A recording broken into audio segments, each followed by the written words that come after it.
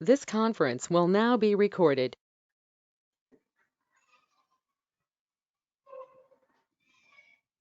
Okay, guys. So I hope everyone has done with the performance of S3 one. So let me show some other features of S3 here, and then we'll discuss about the storage part in more detail way. Okay. So now this particular bucket, which is having name SGGS AWS intro. Okay. This particular bucket we have created under our account with the one region US East 1.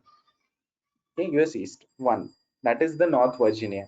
So your data, these two files which we have uploaded here in my bucket, actually it got saved somewhere in the North Virginia.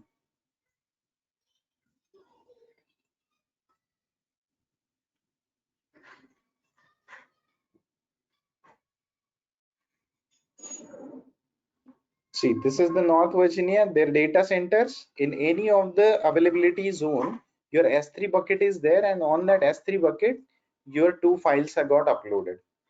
Okay, now as you are having the S3 buckets and data uploaded, you can create policies that who can access with this data, who can download this data, and whatever you want to do with this.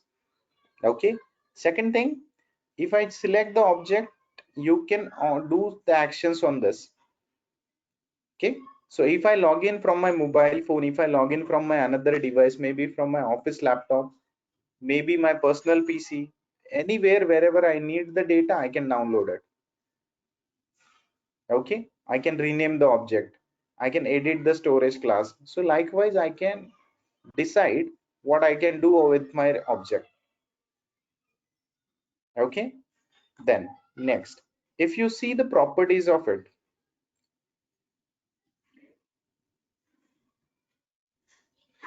so while creating the S3 bucket, whatever properties we have selected, those are shown here. Those properties are like the tag to my bucket is color blue. I hope you remember few minutes back when we have created it, I have mentioned the tag. Default encryption was disabled, but at any certain moment you want to enable it, here is the edit button, you can simply edit it. Okay, then if I scroll down, server access logging. Okay, if you want to allow the logging, that who accessed this particular bucket at what particular time, from where. So if you want to keep logs of it, so here you can make the server access logging enable. Event notification also you can turn on.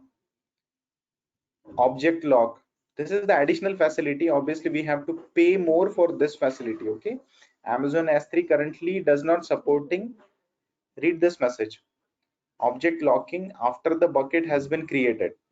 Okay, previously it was, but it is not like that.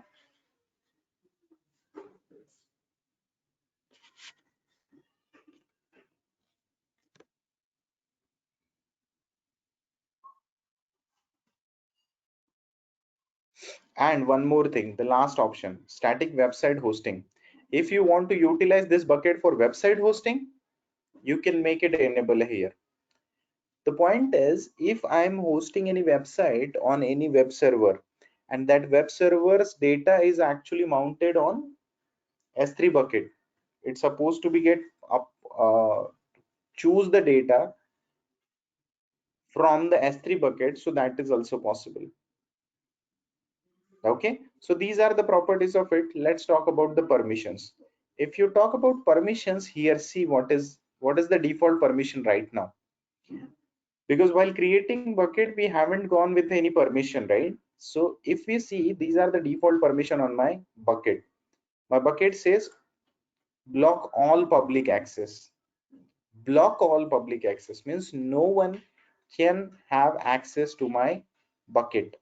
Okay, if I want, I can edit this. Okay, if I edit this,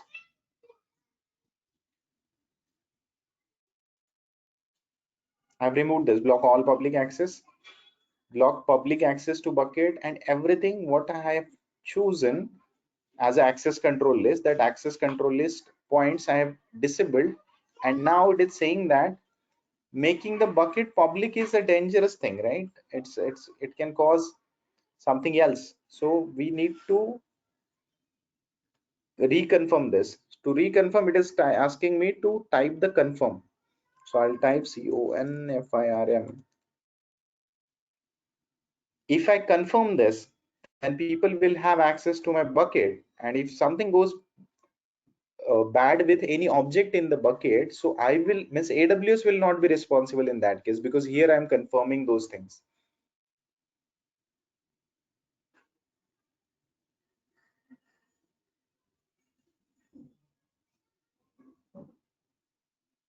Now you can see here access control list. So as you have turned this particular access off, scroll down, you can see here access control list. In access control list, objects and bucket ACLs. Okay, so bucket owner can do on objects list and write, and for the content read and write. Everyone public access. If you want to have a public access,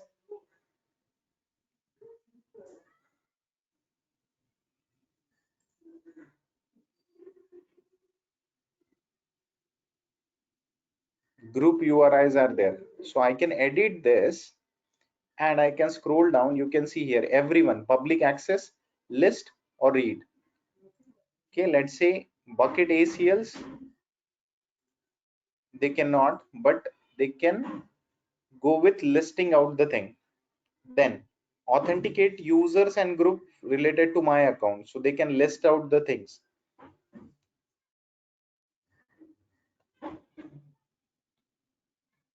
So likewise, I can change the permissions. I understand and save changes.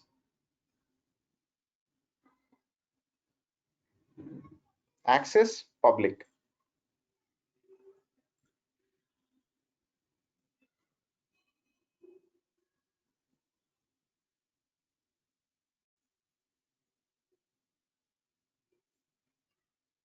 So now here in ACLs, you can see here anyone can list my objects, but they cannot see anything about the ACL. They cannot see check that my buckets data is accessible to whom and what. That others cannot understand. Why? Because in ACL I haven't given any permission in here bucket ACLs. Okay, cross origin resource sharing, this concept I think it is not necessary right now for you, so we'll not discuss this. Likewise, you can decide that who can access this bucket and how and when. Then metrics, these are the metrics of your system, means your bucket, total bucket size, total number of objects and everything. Right now there is nothing to display, we have to give some time to generate the metrics, right? So if you keep this bucket for 24 hours or like 12 hours further, so you will get the metrics, that how many objects are getting uploaded, how many objects are getting utilized, everything will be shown here with this metrics. Then management. In management, you can define the life cycle of this. Okay, in life cycle you can decide the rules of it, that when it supports, like what is the current version of it. Okay, then where the when the object will be get expired. If the object got expired, you want to remove automatically that object from the bucket. So life cycle policies also you can define from this. Okay, you can also use your S3 bucket as an inventory. And finally, the access points. If I click on the access point, see here there is no access point. What it says, Amazon S3 access point simplifies managing data access at scale for shared datasets in S3. Access points are named network endpoints that attach to the bucket so that you can use to perform S3 object operations. So I'll do create access point. My access point is, let's say, SGS S3 bucket AS access point or ACC.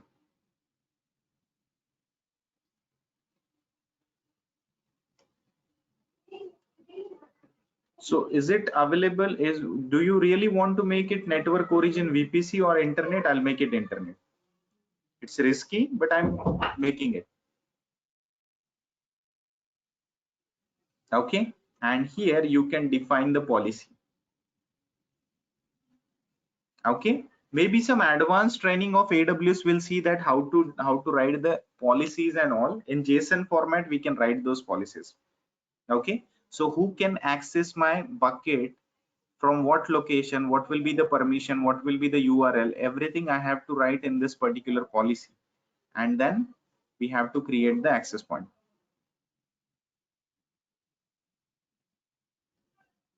Or whatever properties we have chosen, those properties also you can directly write into the JSON format.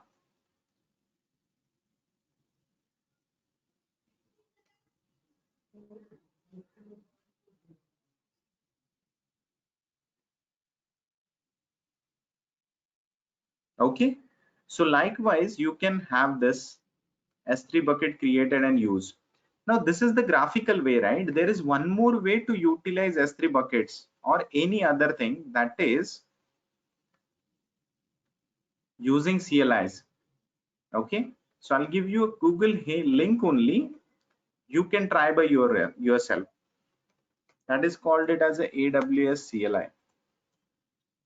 Okay, so AWS command line interface is there that you can install on Windows as well as Linux machine. From there you can launch your instance, you can create your S3 bucket, you can upload the data, you can download the data, you can do anything which we are doing graphically. Everything you can do with the commands. Okay, so whenever you get time, try to read this and try to implement this. It's industry what we can say perspective, it's very important. If you write in your resume that you can use some resources of AWS using command line, that will be very impressive. Okay, so I'll put it in the chat box. The URL will be easy for you to access.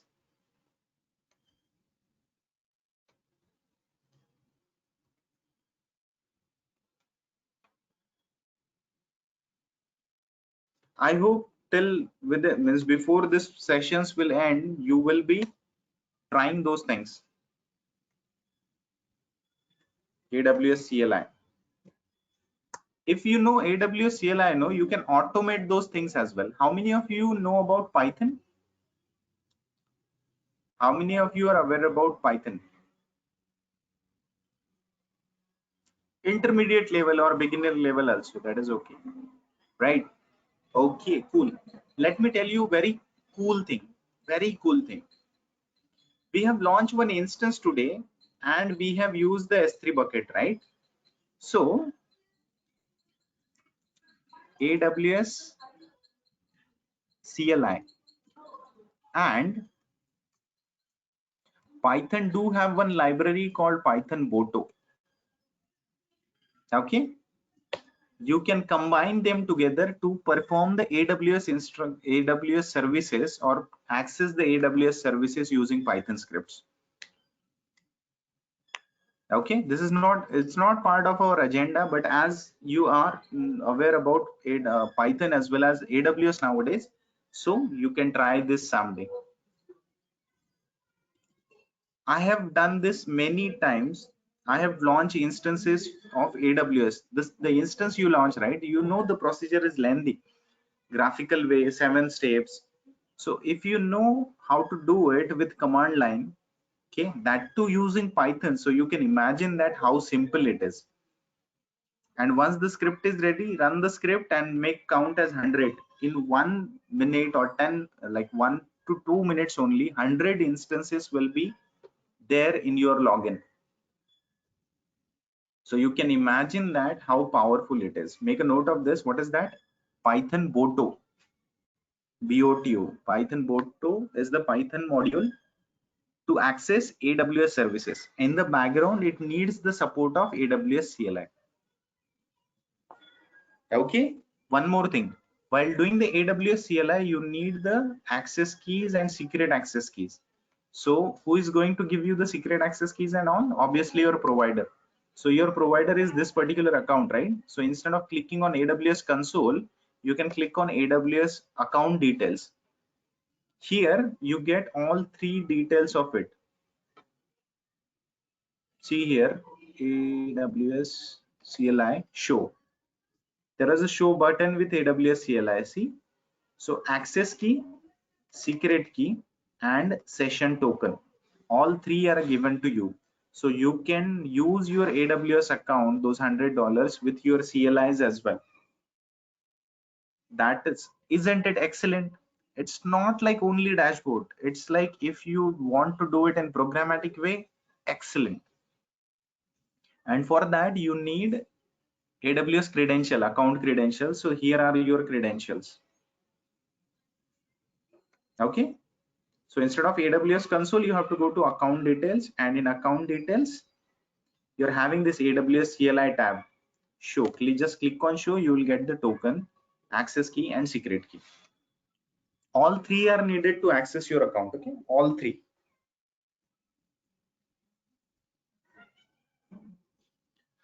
So this is about it. Now, as we are having only 15 to 20 minutes remaining, let's keep everything aside and let's discuss about object-oriented storage and block storage. So is everyone ready for this discussion?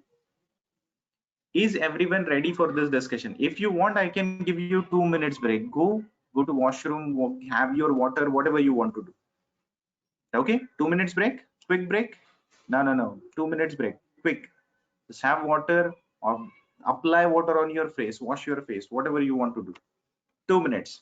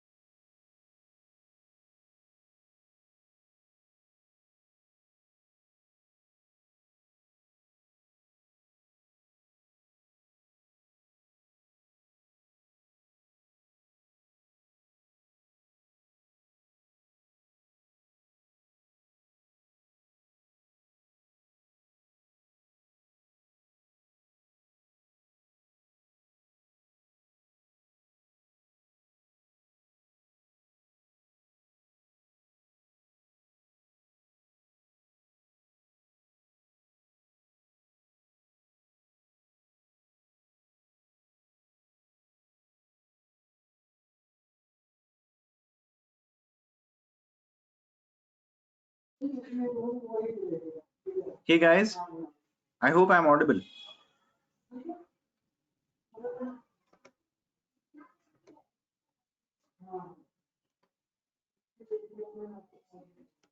Great. So we are having how much time we are having? We have to wind up at 6, right?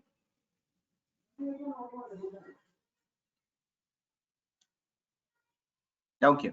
Enough time we are having for the discussion, no issue. So is there any procedure someone wants to speak at the end, or someone wants to take attendance or anything like that? For that, anyone needs 2 minutes, 5 minutes? If yes, please let me know right now.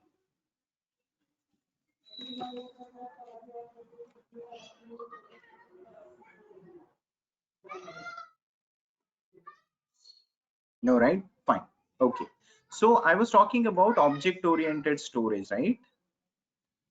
So now quickly try to learn this. Very generalized terms, okay? Very generalized. Suppose you are having a laptop, okay? In that laptop, whatever storage disk you're having, you're using it since from the manufacturer has given it, right? So you purchase the laptop, then you have created partitions on it. On one partition you have saved the operating system, you have installed one operating system, and parallelly you're also having another drive. So this is my one hard disk storage.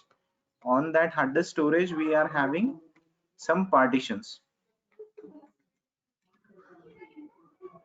okay? One is a root disk and others are storage disk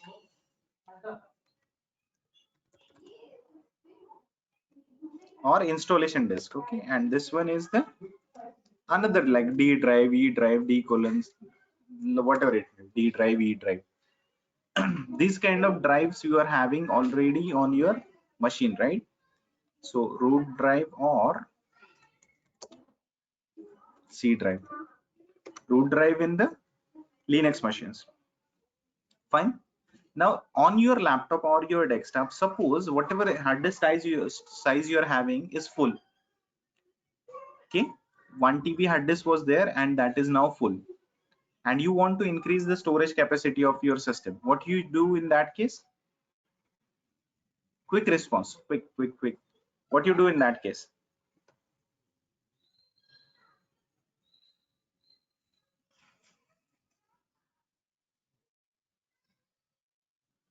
If the storage capacity of your machine is full, what you do in that case? Add another hard disk. Excellent. Or external hard disk. Swapnil, too good. External hard disk we put, right? So what is beauty of that external hard disk? It's the simple storage, so simple storage one, external one or additional one. Okay, let's see, not external, additional one hard disk. You can take any example. This is one additional hard disk. Okay, that additional hard disk I will plug to the same machine, which where means on the same motherboard we have to plug it, right? So I have to plug it to the same machine where I am plugging this machine as well. Okay, so likewise I have plugged it on the same motherboard. So suppose one day this hard disk is again full. So what I will do, I'll go with another hard disk. Now suppose one fine day, or let's say not fine day, one bad day, suppose your laptop or desktop is no more working, this got scratched, like complete thing, the system is not able to boot, but you want the data. In that case, what we do, we remove this hard disk from this particular machine and we attach it to another laptop or desktop, isn't it? Yes or no? So we can join this particular hard disk to this particular laptop and we can get the data back. Any confusion in this? Any confusion in this? No, right? Now here in this discussion, those hard disks which I was talking about, those are usually called it as the blocks. Okay, these are my storage. This is my storage disk,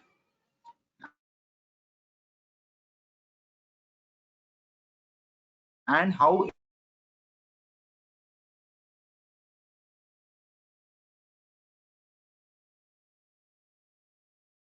internally I'm managing the storage.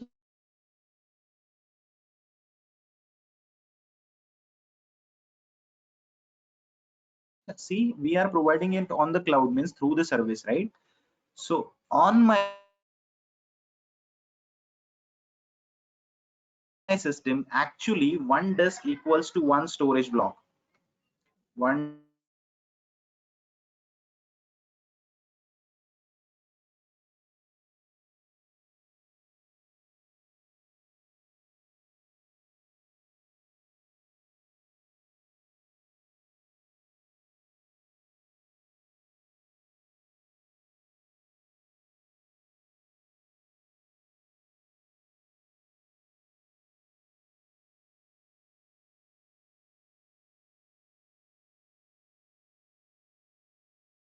disk equals to one block on my cloud.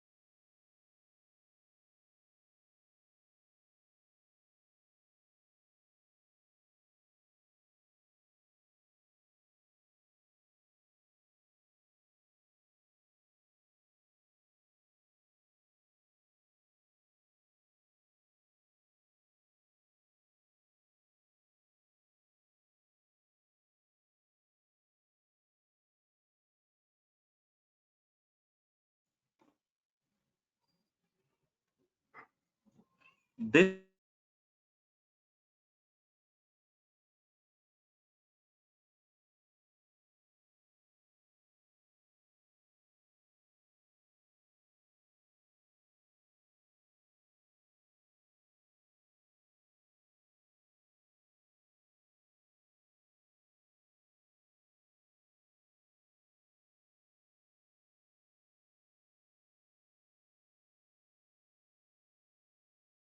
Hello, am I audible now, guys?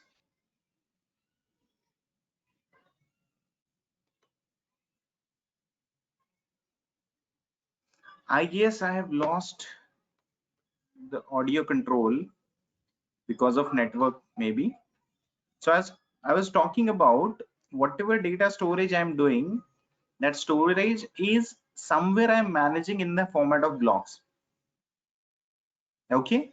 So I was asking about, is there a, means everyone familiar with Hindi or Marathi here? Yes. Perfect.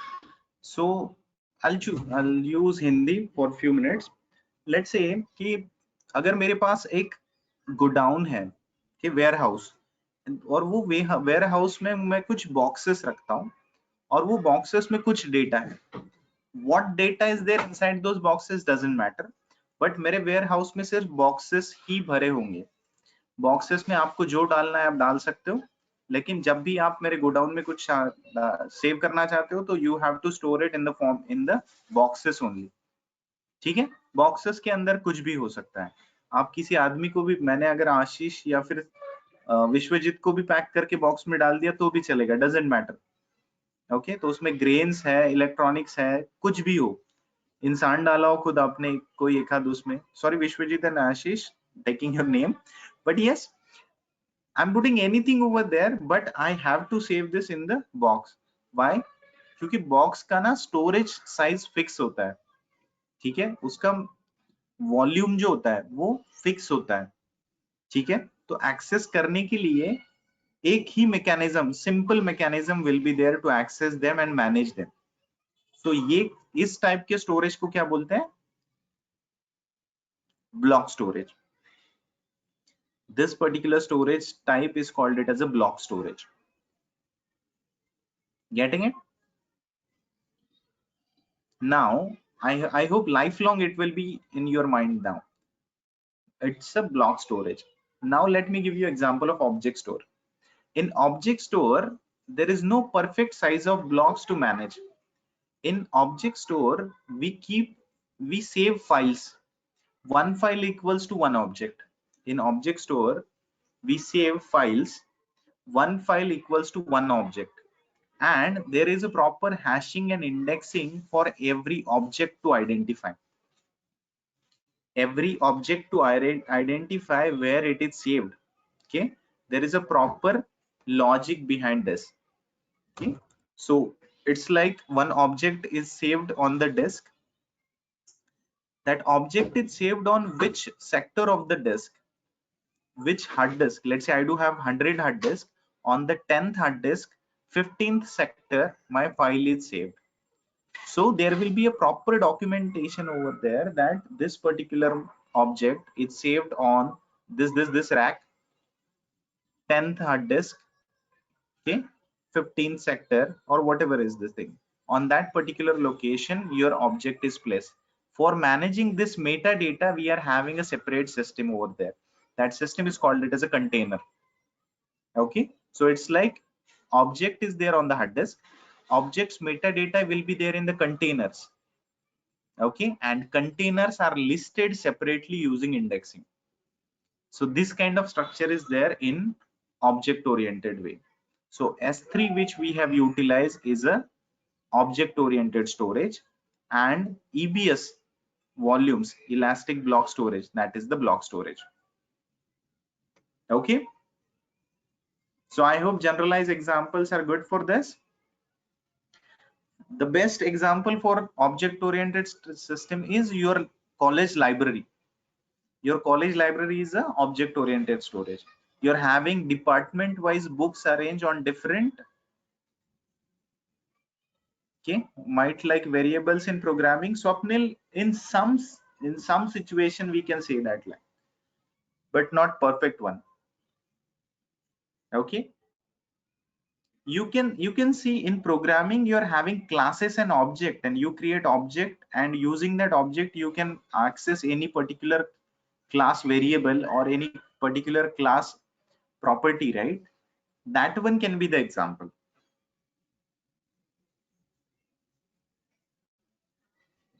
Okay, yes. So in your college library, whatever way is there to manage the books, there are floors. On floors you are having departments, sections. In sections you are having cupboards. Cupboards you are having compartment, and in compartment number of books are there. So in which compartment of which means 10th book in the second compartment of the 25th cupboard on the second floor of computer engineering department. So this is how someone is managing the metadata as well, right? So managing the objects plus managing the metadata, both things are there. So that is what the object oriented says. Okay,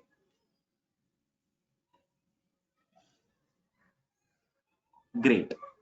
So today we have seen that how to launch Windows instance, how to take access of it using remote desktop. Then later on we have started discussing we started refreshing AWS components as well. Then next was we have started discussing S3. Okay, and we have also now discussed what is the difference between object oriented storage and block storages. Okay, so tomorrow we can continue. Fine, great. Thank you so much done from my side. If anyone wants to say anything, you can unmute yourself and speak. Else, done with today's session. If any attendance kind of structure is there, you can put a message here. I really don't have any idea. We don't have any attendance, right? Just like yesterday, you had any attendance?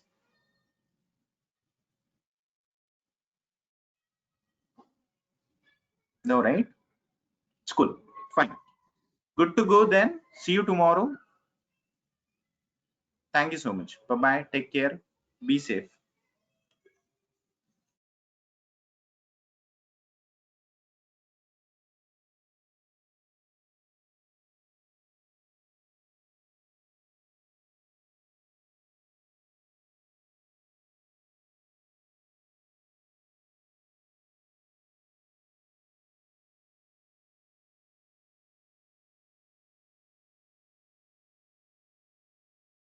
Bye bye.